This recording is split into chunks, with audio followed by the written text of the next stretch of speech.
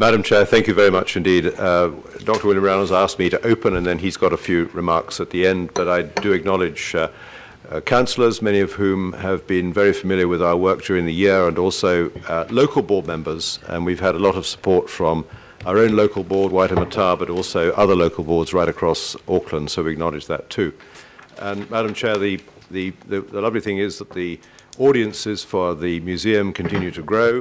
During the period we're looking back on by some 11%. And very recently, as an instance, we opened the event centre at the top of the museum that many will be very familiar with, where dinners and conferences and all the rest take place. But we opened it to the general public in January during the holiday period. And just over 14,000 people went up, both to take part in intergenerational activities aimed at families, and also to look at the view, which of course is stupendous. And we suspect, given the wonderful summer, that many also went for the air conditioning.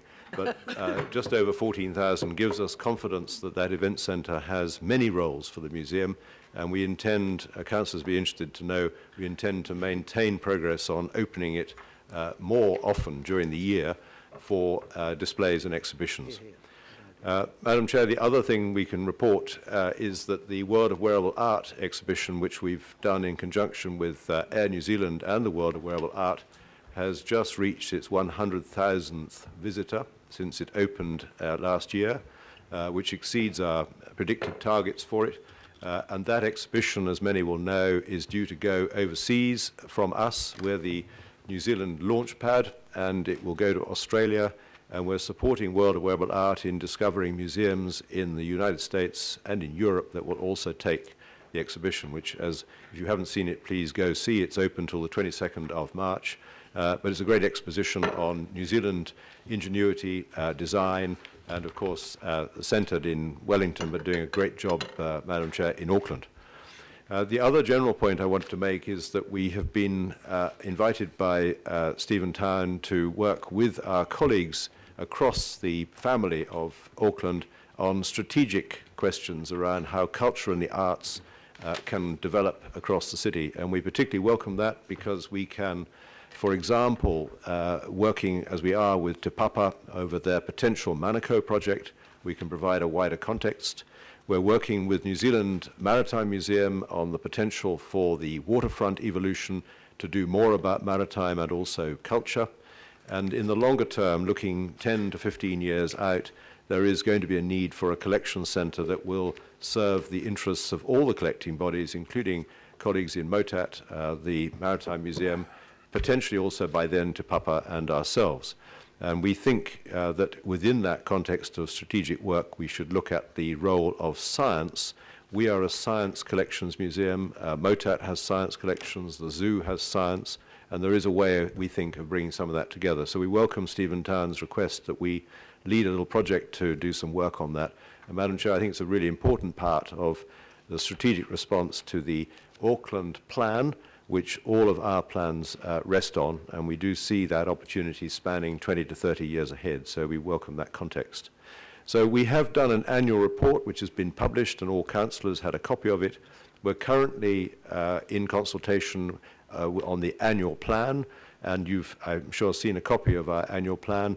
I'd like to record our acknowledgement to the RFA, who this year provided a very strong support from board and officer level to our work, and also council officers at senior level as we work through issues to do with how we're performing and also how we are engaging the community of Auckland and indeed visitors from overseas.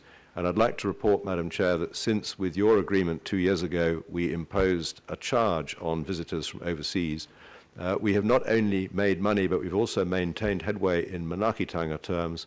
We've not found any kind of major pushback. Clearly, a lot of tourists would like to come in free, but there's a real understanding that Aucklanders pay for our great museum, and the opportunity people have to part with $25 is an investment in this city, and a very competitive one compared with pricing across other attractions in the city. So we can report that that's running well. So, Madam Chair, I'm happy to take questions on any matter, and Dr. William Randall and I are here for the committee. Great, thank you. Dr. Randall, do you want to make any comments? Perhaps just to reinforce what Roy has already said about the foundation, and I think the museum takes very seriously its role in aligning with the Auckland plan and with its own future plans, long-term plans as embodied in future museum. One thing I would comment on about the foundation is that whereas it's easy to put it down on one of the pages in an annual plan, it's quite a long-term proposition, and as such, the foundation itself represents an opportunity for the museum to start to assume a role in the community that goes beyond an entertainment venue and starts to address the issues of public education, all the way from early childhood through to adults, public edification, and for the most part to become a viable instrument in vocational determination. So I just thought I would add those points as it's quite a active area within the museum. Thank you. And I just wonder, would you mind if your board stood up and you could introduce them to us, because some of us have not met them all. I mean, we know them as individuals, but not necessarily as a board. Thank you. Will all the museum stand board up. please stand? Raise your right hand. Well done. Excellent. If I could ask you, actually, while you're standing, just very quickly, your name, so that everybody has a name and a face. I'll start. Ben Palmer. Margaret Horsborough. Peter Hayes. Martin Maria Susay. Orchid Atimalala. John Sinclair. Sarah Sadley. Joe Brosnan. Well done. Thank you very much. Thank you. We are missing only one member. It's Brian Corbin today. Yes, I saw Brian. And I would also comment that this is probably the biggest board attendance Corbin. this museum's ever had at the council level. Yes, well, we're very privileged. Thank you very much. Right, now we have Councillor Casey. Oh, just two things. I read in the paper that you stopped having live critters in your children's education centre. I just want to congratulate you on that. And my second was a question about the events centre with the great view. Who's managing the hiring of that? Will you be doing commercial events like weddings and so on? Yep. And is that, and will you be doing that, or do you is that RFA? Madam Chair, to take those 2 points, I'm grateful for the acknowledgement of our work on the live animals issue. We're delighted that the crayfish and the eel have already gone to a very suitable retirement home, and they are much happier. The remainder of the live animals will be gone by the middle of this calendar year. And members will remember that we had an exhibition called Moana about 18 months ago, which is still the most visited show we've done. And that was a real opportunity for us to showcase to the public what we can do without using live animals. And the fact that people loved it gives us great confidence that we're on the right track. And it was incidentally helpful to have a leader from the Herald recording that we were in sympathy with public opinion. So thank you for that point. On the question of the commercial events, we have a team at the museum. We act autonomously in terms of selling space for commercial events, both in the event centre, in the atrium, and in the grand foyer, the Art Deco grand foyer at the north. That process continues. What we're doing with the event centre in public engagement terms is recognising that there are 3 or 4 low points commercially which coincide with school holidays, when people don't buy commercial events and the space would otherwise be empty or nearly empty. We get some wedding bookings, but not enough to keep that going. But what I'm particularly keen on is the democratisation of the space, so that people can really feel, Aucklanders can feel, that they paid for it and they own it and then get into it. Great, lovely. Thank you very much. Councillor Walker. Sure, just picking up on the theme of working across the council family. One of the things that's upcoming is improvements to the Parnell Station vicinity, link with the domain and obviously university. I would anticipate that with electrification and the growth of rail patronage that's going to be good for the museum. Are you projecting enhancements in patronage for the museum based around transport improvements? Madam Chair, I'm grateful for that question. The museum has been a long-term supporter of the notion of the station at Parnell. We've also created in the master plan that we've referred to in our annual plan a concept for improved public transportation generally, including bus link. There is not a bus at the moment, not a public service bus that comes to the museum. There could easily be, and we're in good discussions with Auckland Transport and with the support of councillors and local board members to bring that about. It's a turning off from Parnell Road up Mornsall to drop off at the museum on the east side and return to Parnell Road. We wanted it off-peak, not on-peak, so it doesn't compromise the flow of traffic during the rush hour, and we think that's going to be an important step forward. And to the wider point about transportation, we're also keen to make the museum less of a motor vehicle roundabout and more of a pedestrian and bike-friendly, cycle bike-friendly space. So our master plan envisages discussions within the context of the domain master plan to bring improvements about. And we particularly welcome the support we're getting from councillors and local board members on those matters. Thank you. Thank you. Councillor Crum. Thank you, Madam Chairman. Appreciate your presence here today and to the wider board here. It's always a pleasant start to a meeting when you get good news stories. So can you give me the figure again for your World of Wearable Arts exhibition? That sounded phenomenal. And what was your target? And then subset to that, what exhibitions do you have coming this year that will hit similar, or you hope will hit similar targets? Well, Madam Chair, thank you for the question. Just tracking back, for example, to Moana, which was the most visited exhibition in 2 decades when we ran it 18 months ago. We had 140,000 visitors for that. World of Wearable Art, we had projected around 90,000. We've just gone through 100,000, and the show has another 3 to 4 weeks to run. So the figure work is looking pretty good. And what's interesting, I think, about this is that we're not spending a fortune. In fact, we're not spending anything at all on marketing. We've got social media action. People love the museum. We've got a lot of people who sign up to our newsletters.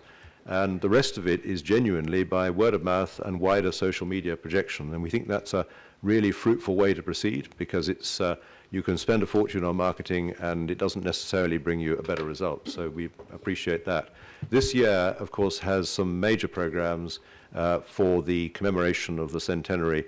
And I should mention that we have, of course, with Council, an important event on the 25th of April, the dawn service and also the main service, with a number of choirs and others participating with commemorative music that day, and we hope that many will continue to see the museum and the location, the domain, as a main focus.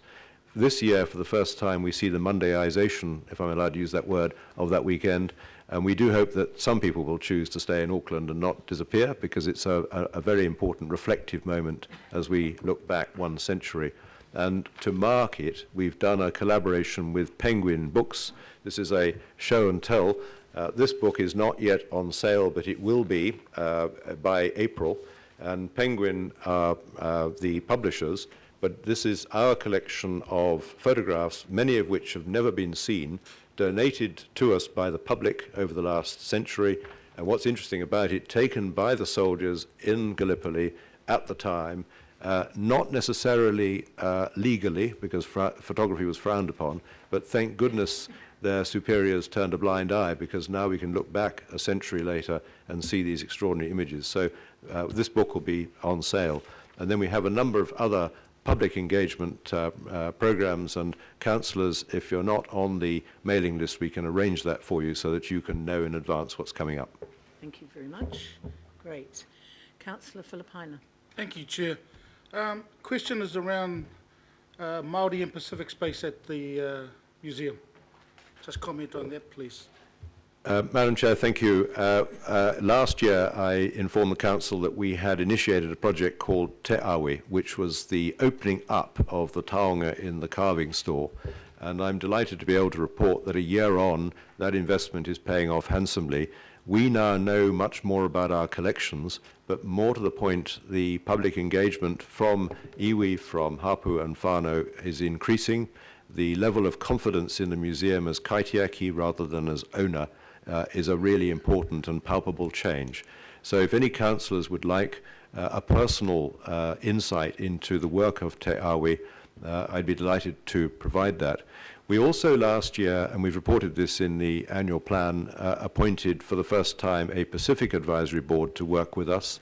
And I'd like to pay tribute to the chair, Marilyn Colhesi, who has provided distinguished leadership already in the first year of the operation of that board, and we're benefiting in all kinds of ways. For example, in Tangled Islands, which is our exhibition that's open at the moment, looking at the interrelationship between New Zealand and Samoa, and in particular the entry into Samoa by New Zealand a century ago, benefited from one of the Pacific board members, Damon Salesa, who's also a professor at Auckland University, whose professorship and insights professionally helped us with the creation of the show.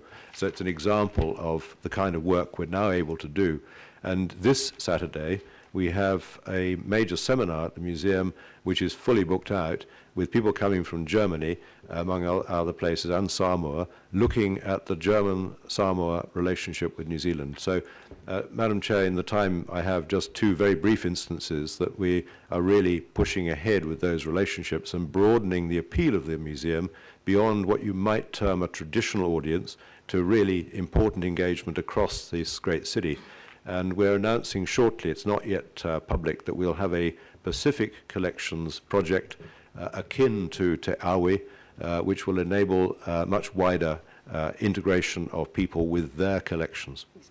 Thank you, and having been shown through Te Awi, it's well worth seeing if councillors haven't been there. Thank you. Councillor Wood. Yeah, thank you, Madam Chair. I just want to ask in relation to South Auckland, and you know, I'm probably aware that South Auckland is known as a Southern Initiative. It's a special area, transformational area that the council's set up in the Auckland Plan. I just wonder, firstly, do you have any indication as to, you know, what visitations you have from South Auckland people? Madam Chair, thank you for that important question. There are three elements I'd like to report on. The first is that we work closely with Te Papa over their potential Manukau project, which will be based in Hayman's Park. I'd like to acknowledge this project. I think it's not yet been approved by Cabinet, but the idea is a very strong one. We've, for example, already extended the level of consultation as a result of that project with Maori and Pacific communities in the Southern Initiative area, and we really welcome that because it's taken us to another stage in understanding of what the public need is. The second thing I'd like to say, and we haven't announced this yet, is that we've worked very closely with Manukau Institute of Technology and their new campus and also their aspiration to have a Pacific Resources Centre in their old campus there in Manukau. We will be announcing shortly that we are major partners on an initiative that will have our museum in their space in Manukau, engaging with their public, and it's an aspect of the collections project that I mentioned earlier for the Pacific Collections. The third thing I'd like to say is that the advent of electrification and better railway systems is already bringing us people who hadn't thought about us as a place to come. And there were two reasons they didn't think about us. One is we didn't look like a place that was likely to be engaging for them. And of course, we weren't also out on the ground. Madam Chair, I'd like to say that in the work we've done with local boards right across Auckland, there is real appeal for the work we're doing in public libraries in every single local board area. And we do, where we can, prioritise the Southern Initiative area particularly. And it's a priority for us. I'd just like to follow up. Do you have, you know, any specific liaison with schools across the education spectrum in South Auckland? Madam Chair, we certainly do, and if councillors are interested, I'd be very happy to share the full details of that. Together with the library programme, we do circulate both of those to all local board chairs, and we know from the response that there's a real welcome for it. Thank you. Well, thank you very Sorry, Chair, just a small comment, just on the Te Papa North. Yesterday at Kathy's committee, we got an update from Jamie Williams that the paper has gone into Cabinet. Right. And we're hoping to hear by May, if not earlier, around the package that's gone through for Te Papa North. Thank you. Well, thank you very much. And as Councillor Crum said earlier, to start a meeting, and this is our first finance meeting, finance and performance meeting for the year, with such good news is very pleasing and hopefully sets the tone for the year. So can I move a vote of thanks to you and your board and say thank you very much? And have I got a seconder? Councillor Philippina. All those in favour? Aye. Aye. Against? Carried. Thank you very much. Thank you. Madam Chair, thank you.